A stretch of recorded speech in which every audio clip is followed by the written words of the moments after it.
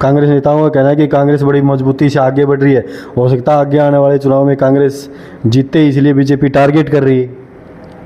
इनका बिल्कुल सुपड़ा साफ, जैसे ये बोया नहीं अमित जी, आपके माध्यम से बताना चाहता हूँ, इनका बिल्कुल सुपड़ा साफ कर देंगे हम। भारत की जनता को मैं कहना चाहता हूँ, प्रण करते हैं संस्कृति की श्याम नहीं होने देंगे, वीर शहीदों की समाधियों को बदनाम नहीं होने देंगे, जब तक रग में एक बूंद भी गर्म खून की बाकी है, भारत की आज़ादी को गुमनाम नहीं होने देंगे। जनता को लुभाती है और वो चीज़ें हर नेता में देखने को मिलती है। वक्त आने पे बता देंगे तुझे ए आसमां, हम अभी से क्या बताएं क्या हमारे दिल में है, देखना है जोर कितना बाजुए कातिल में है। सभी साथियों को नमस्कार। भाई, हमारे देश का पर्व जिसे हम कहते हैं, जो हमारे शहीदों ने बलिदान दिया था, फिर आज़ादी मिली थी, वही कांग्रेस भवन में वो चीज़ें देखने को मिली जो देश को अपमानित कर रही, ऐसा बीजेपी नेताओं का आरोप है। वहाँ पे हमारा राष्ट्रीय गीत वंदे मातरम बजा और बीच में पहले इसके 2 अंतरे हैं ना, वो बजाए जाते थे किसी भी सम्मान के समय, लेकिन अब की बार पहली बार लाल किले पर इसके 6 अंतरे हमें पूरे बजाए गए। लेकिन कांग्रेस भवन के अंदर वो 2 अंतरे बजने के बाद बीजेपी नेताओं का आरोप है कि सोनिया गांधी जी ने भी उसको रोकने की कोशिश की, खड़गे जी भी वहाँ पे जो प्रतिक्रिया देखने को मिली वो हिल डुल रहे थे, लेकिन उन्होंने सफाई में कहा कि हमें ना चेयर की बात कर रहे थे। हमारे पास बीजेपी के नेता रामफल बुढ़ा जी है, जो पहले भी बोलते रहते हर मुद्दे पे। रामफल जी, स्वागत है हमारे चैनल में। नमस्कार, आपके सब दर्शकों को मैं नमस्कार प्रणाम करता हूँ, सादर वंदन और अभिनंदन करता हूँ। बीजेपी वालों को मौका मिलना चाहिए कांग्रेस को टारगेट करने का, ये चीज़ें देखने को मिल रही है। श्रीमान अमित जी, आपके चैनल के माध्यम से मैं बताना चाहता हूँ, ये आरोप नहीं है भारतीय जनता पार्टी का।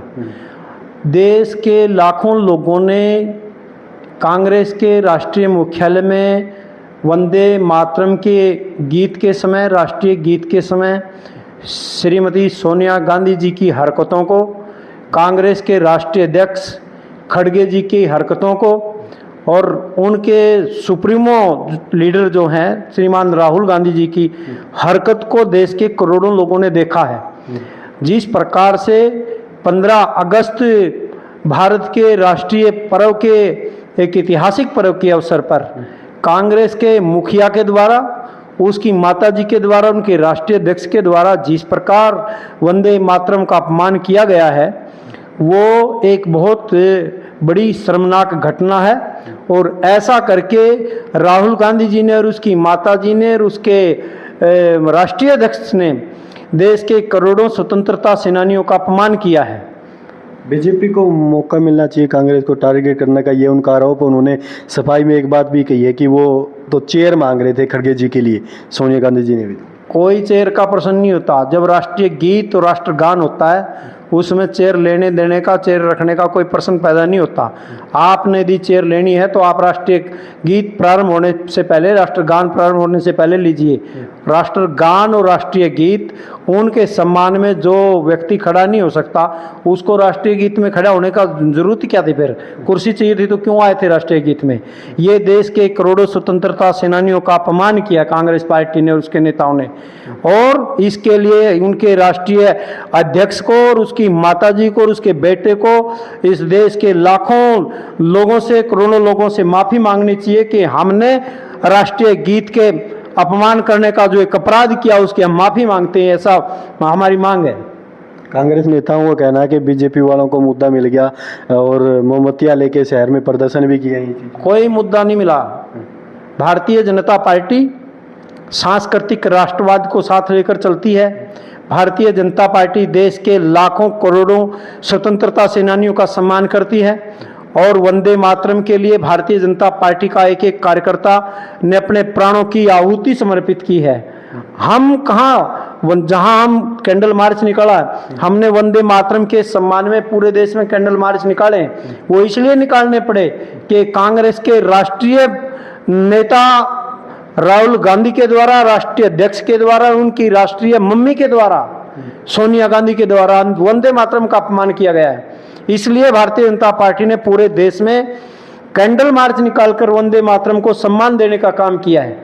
उन्होंने तो मना कर दिया, उन्होंने अपमान किया ही नहीं। वो तो अपमान वाले तो टारगेट करे कांग्रेस, अपमान करके वो अपनी बात को कैंसिल, वो हर बार करते हैं ऐसा, अपमान भी करते हैं और फिर वो इनकार भी करते हैं। दोहरी राजनीति नहीं चलेगी। देश के लाखों लोगों ने, करोड़ों लोगों ने उनके मतलब इस कार्यक्रम को देखा है और अपमान करते हुए देखा है। आप किस तथ्य के आधार पे कह रहे हो कि वीडियो में जो चीजें दिखा रही है उस हिसाब से कह रहे हो कि उन्होंने अपमान किया, लेकिन उसमें ऐसी कोई चीज नहीं दिखाई दे रही है? बिल्कुल अपमान किया है, उसमें साफ साफ दिखाई दे रहा है कि किस प्रकार से सोनिया गांधी, राहुल गांधी आपस में इशारे कर रहे हैं।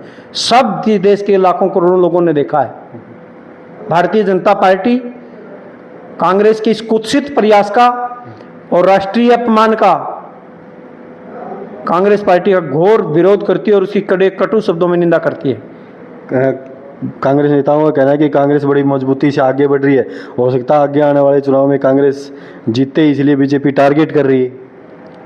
इनका बिल्कुल सुपड़ा साफ, जैसे ये बोया नहीं अमित जी, आपके माध्यम से बताना चाहता हूँ, इनका बिल्कुल सुपड़ा साफ कर देंगे हम नहीं, जनता करेगी इनकी सुपड़ा साफ। अभी 2027 में उत्तर प्रदेश का चुनाव है, पंजाब के चुनाव है, आप देख लेना। भारतीय जनता पार्टी प्रचंड बहुमत के साथ दोनों राज्यों में सरकार बनाएगी। आपके चैनल के माध्यम से एडवांस में बताना चाहता हूँ। आप हमेशा ये चीज़ें देखने को मिलती है, मोदी जी विदेशों में जाते हैं, गले लगाने की प्रक्रिया होती है, राहुल गांधी जी उसको भी बता रहे कि विदेशों में जाके गले लगाने की प्रक्रिया। मोदी जी देश के नहीं, दुनिया के सर्वाधिक लोकप्रिय नेता हैं। उनका दूसरे देशों में जब भी किसी देश में जाते हैं, वहाँ का राष्ट्राध्यक्ष, प्रधानमंत्री सब उनका सम्मान करते हैं, लेकिन उसकी जलन, उसकी चुभन कांग्रेस को और उसके नेता राहुल गांधी को होती है। सोनिया गांधी जी बड़े गुस्से में नजर आ रहे थे जिस टाइम पे वो राष्ट्रीय गीत वहाँ पे बज रहा था, और पहली बार ये 15 अगस्त पे पहली बार बजा है कि इसके 6 अंतरे, उसमें से 2 अंतरे हैं ना वो बजाए जाते थे हर किसी भी राष्ट्रीय पर्व। अब की बार 6 अंतरे बजे, क्या उस चीज़ को लेके उस चीज़ की नॉलेज थी या नहीं थी, ये बातें भी दायरे में आ रही हैं? सारी उनको नॉलेज है थी, उनको पता है कितने अंतरे बजने चाहिए थे और ये क्यों हरकत की है। ये हरकत, इस हरकत के पीछे भी वो देश के एक बड़े वर्ग को खुश करने का प्रयास कर रही है। देश का एक बड़ा वर्ग मैं कहना चाहता हूँ, वो वंदे मातरम का विरोध करता है। इसलिए राहुल गांधी की हरकत और सोनिया गांधी की हरकत देश के एक बड़े वर्ग को खुश करने का प्रयास है, मैं ये कहना चाहता हूँ। बीजेपी वाले नाम नहीं लेते, लेकिन वर्ग को लेके काफी सारे नेता है ना कि एक बड़ा वर्ग है, एक वो समाज, ये चीजें हमेशा देखने को मिलती है। बिल्कुल बिल्कुल, एक बड़े वर्ग को खुश करने का प्रयास किया है। जनता इस चीज़ को देख रही कि आप इस नज़रिए को देख रहे, को अपमान किया है। जो भारत की जनता है उसको आप क्या कहना चाहोगे कि ये अपमानित है? यानी उन्होंने सफाई में कह दिया कि वंदे मातरम गीत है, राष्ट्रीय गीत है, उसका अपमान नहीं किया गया है।